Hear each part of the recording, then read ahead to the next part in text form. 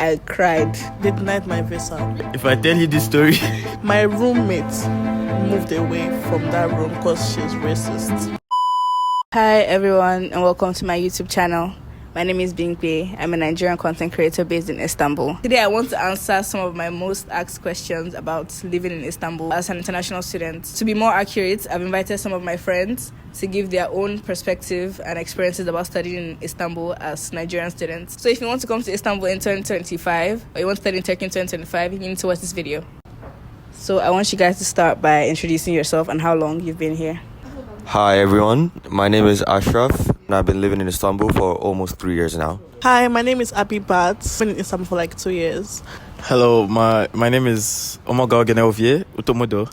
I've been here for like 2 years now. Hello, my name is Jesse. I've been in Istanbul as well for like 2 years. And my name is Bingpe. I've been in Istanbul for 2 years also. The first thing I want us to talk about is the visa process. Like, how was getting your visa like? Personally, my visa was quite easy. Like, I got it in like 2 weeks.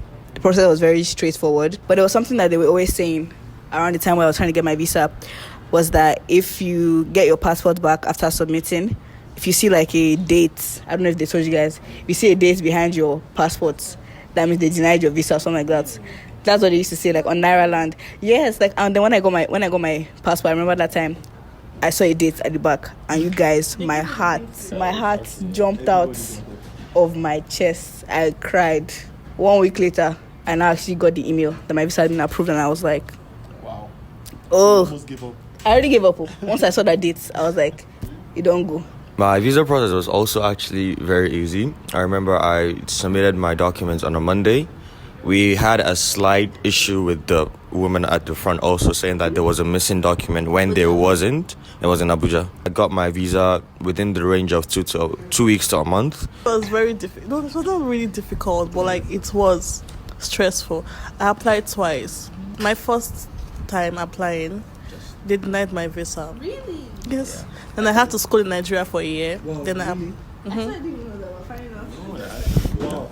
And I applied the second time. The first time I applied myself, I didn't use agents, so I think that will happen. Like, So what was the reason why they did I don't know, they don't collect student visas in Lagos. They told me to go to Abuja. I traveled to Abuja the second time and I used an agent, so it was really easy. My visa process, actually, it was a very hectic one. If I tell you this story, you feel for me too, because I applied with my friend. He applied on a Monday, while I applied on a Tuesday. When I was applying, they told me that, I don't need to do, what do they call it? Thumb printing. I don't need to do thumb printing. Then I applied, I paid everything. I went back home. I called my friend. Did you do thumb printing? He said, yes, he did. They said I shouldn't do thumb printing, and you did thumb printing. Why? I said that was the first mistake. And by that time, I stayed in Port Harcourt. By that time, I was already in Port Harcourt. I've applied. I came back to Port Harcourt. I went back. I told them, I'm having missing document. I couldn't do my thumb print. They said, it's nothing. It doesn't matter. I said, no problem. 1 week later, my friend got his visa. I was waiting for my own. I didn't see my own. 2 weeks, I didn't see. I said, no, there's a problem here. I started calling. Every blessed day, I called him to the extent that the man knew my number.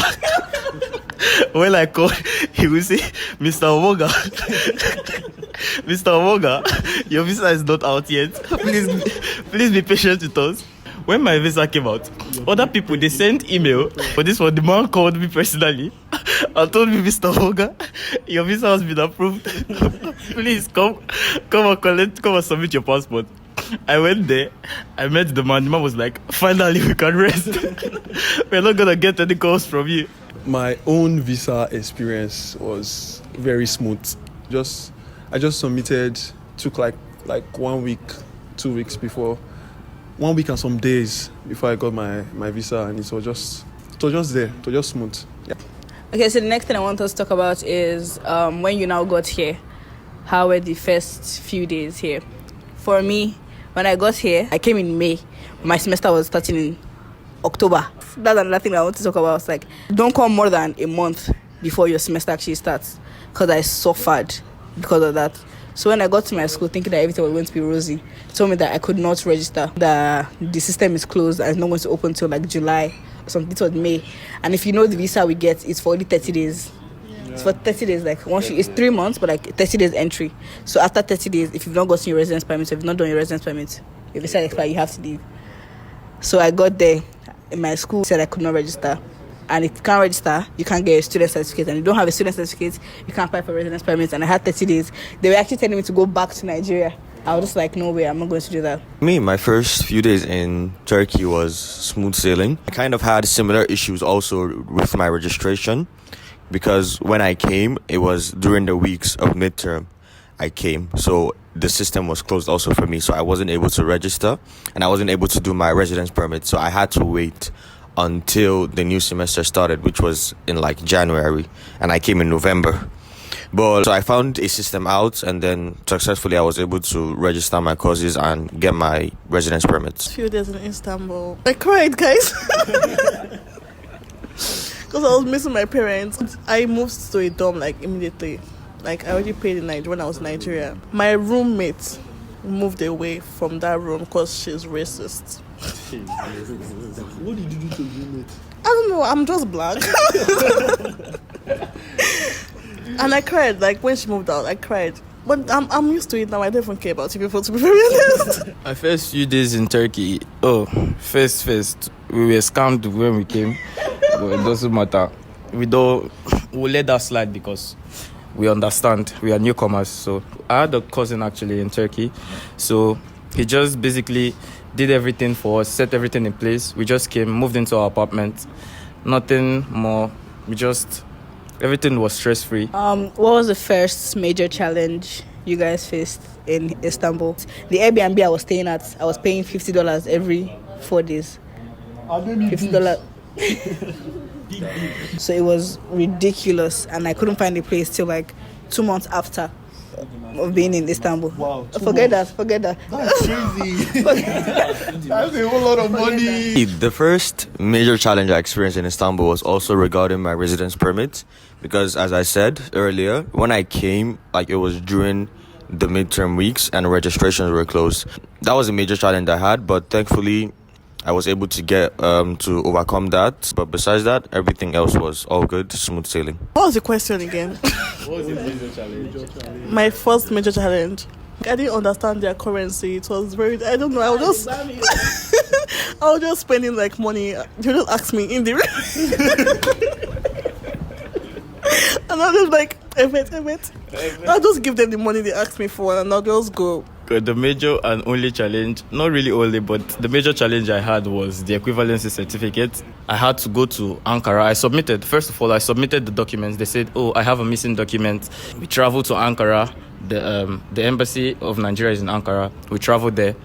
We stayed there for like over 7 hours just waiting to get the document. We didn't even get it. We didn't get it. They said they will send the document, post it to us. The document came. I applied again. They said, I still have a missing document. They said my transcript from my school is not the original transcript. It's the original. I don't know what original they're looking for. I was also getting pressured from the university that, I have just 4 days left or like a week left before else my admission will be cancelled. So far so good. They sent the documents. The documents came, I applied. Then they just gave me, when they gave me, I just told them, thank you very much. You won't see me in this place again. I want to talk about that DenClick equivalent certificate he mentioned.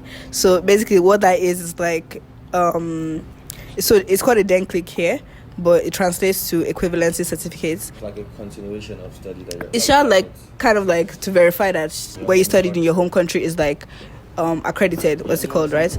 So it's something like that. And I stressed about that. See, nothing gave me headache. I applied for that thing like 18 times. They knew me. Yes, so it was bad. Like they knew me. I got so many documents from like Ministry of Foreign Affairs in Nigeria. They did not accept anyone. They wanted a hard copy. We had to ship documents from DHL, chop my money. My problem was that I didn't have my YX certificates. When I graduated, obviously, like you know how YX certificate takes so long to come out. If you don't have your YX certificate, I beg you, don't come here. Let me just say that. Because without that, I didn't have mine. And I didn't even know when it was going to come out. And without that, they were not letting me study here. My school was just giving me a headache. That if I don't submit it within, I had 30 days, they will cancel my registration, they will do this, they will do that.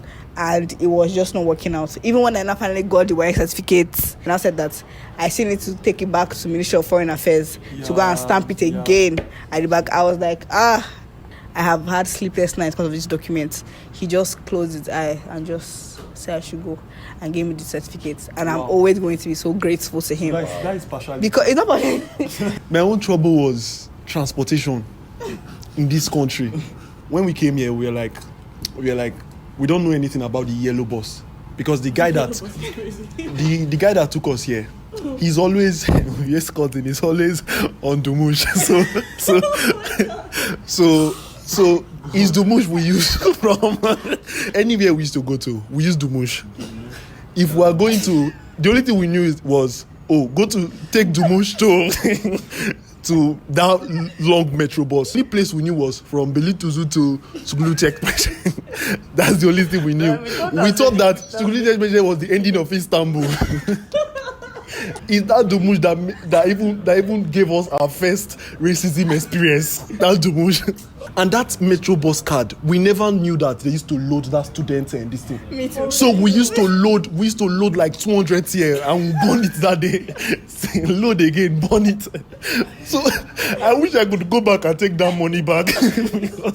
So what do you guys think like international students struggle with the most here? The lack of help from the university, if that makes any sense. Apart from the language barrier, your country also, for some odd reason, they place a lot of backup in countries. So if you are from a country that's not quite known for like a good reason online, then you're going to have struggle finding internships. You're not going to be able to socialize. You're going to have troubles with like social events and stuff like that. Also, the language barrier is a huge, like it's just a huge blockade in the road. What I think international students struggle with is food. I struggle with food too now. I don't know, but thinking of what to eat.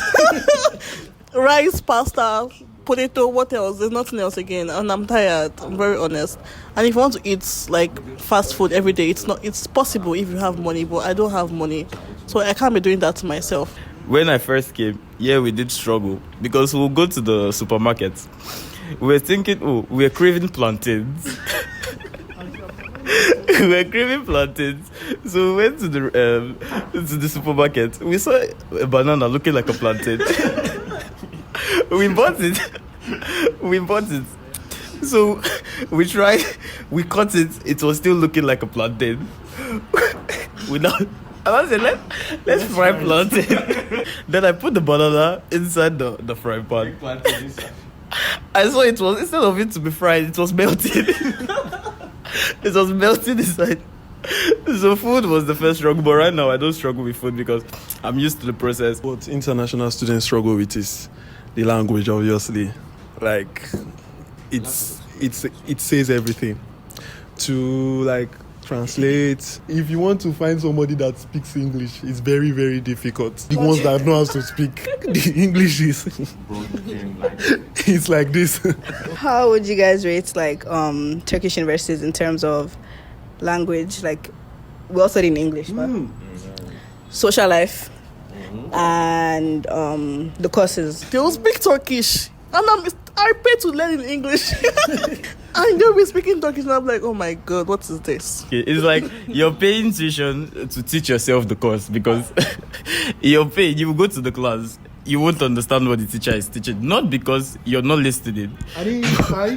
One sentence, you will hear like 14, we go this, it's very, very, very, very bad. Sometimes when I write exams, I feel they don't understand English like that. So if I'm writing the exam and it's OBJ, I will pick the one that has the hardest sentence.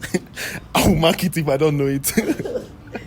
For theory too, if I want to write, I will just write very many sentences, like so many sentences that they will not understand. They'll be like, oh, this guy wrote a lot of things, and then that is the mark. So I feel that is it. One very major question that I always get is about job opportunities here in Istanbul. The way this system is here, it's not the way you would see it in the US or the UK, where you can, like, get a job at Burger King or McDonald's here. You would never see a foreigner working at Never. Burger King or McDonald's or like a random place here. In most cases that I've heard of where people work, it's either they work night shifts in like call centers or they freeze their semester entirely and have to work full time. So if you're an undergraduate looking to study and work in Istanbul, I'm sorry to tell you this, but just pack that bag and drop it at home. See, it's not possible to work. Why do you always have to let them down like that? I'm serious, it is not. You can't make money. Even if you make money, It's not going to be enough. exactly. There is dishwashing, I don't know, like 10K. Do you guys have any distinct experience you want to share, like one really bad one or one really good one? The one I will never forget was I was in a bus. I was going to school. There was this old woman who was standing, and then I got down and I told her, "Oh, you can use my chair." This woman looked me up and down twice and then proceeded to walk to the back of that bus and sat down in a different section. She had plans of sitting in the other place. Where she looked me up and down. She looked me up, down twice. Yeah, one time like this, I left my bag in the bus. Knowing the country I come from, if you leave that bag in the bus, 4 people have already they have shared the contents of what's in the bag. They are very straightforward people. Most of them are straightforward. And I got the you can get your things easily. You just need to know the right people to call everything. When I first came and we are looking for a job, the craziest one we got was carpet cleaning.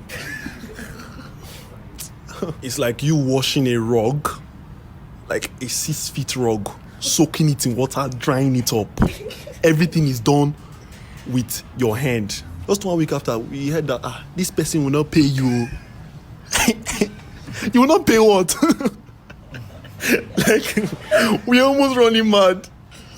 We hold the man. We say we must collect our money. I had to make Ovie to pretend as if he's sick. He's coughing blood already. No, I don't So we had to actually he was sick, but the sickness was not like, we told him that if he pays us today, we'll still come tomorrow. We even had to swear on our life that we'll come tomorrow. So we took the money. After so much dragging, we took the money from him. He paid us. And finally, would you guys recommend people to move to Turkey in 2025? And if you would, what advice would you have to people that are actually like planning to come? It has its good side and bad side. But yes, I would advise people to come to Turkey in 2025. Make sure you should come at least a month before the semester starts so you don't have any issues with the school problems and residence permit. I can't advise you.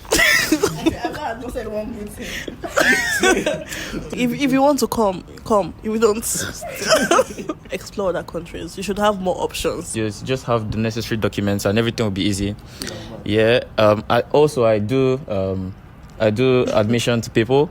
I can get you admission, everything, visa process, sure, free, 100%. So yeah, just which free? Is it not free? At a discounted price. Me personally, I will equally advise you to come, but may your pocket full, because you will not get any job. Your pocket full. If your pocket is full, you will enjoy this country. You'll be like the Poco of this country. You get the ball. And don't come here with the mentality that you're going to get a job and work and then feed yourself. Just forget about that one. And that brings us to the end of this video, guys. And I hope this video does help somebody that's planning on coming to Turkey in 2025. Please come, we need more friends. We need more people.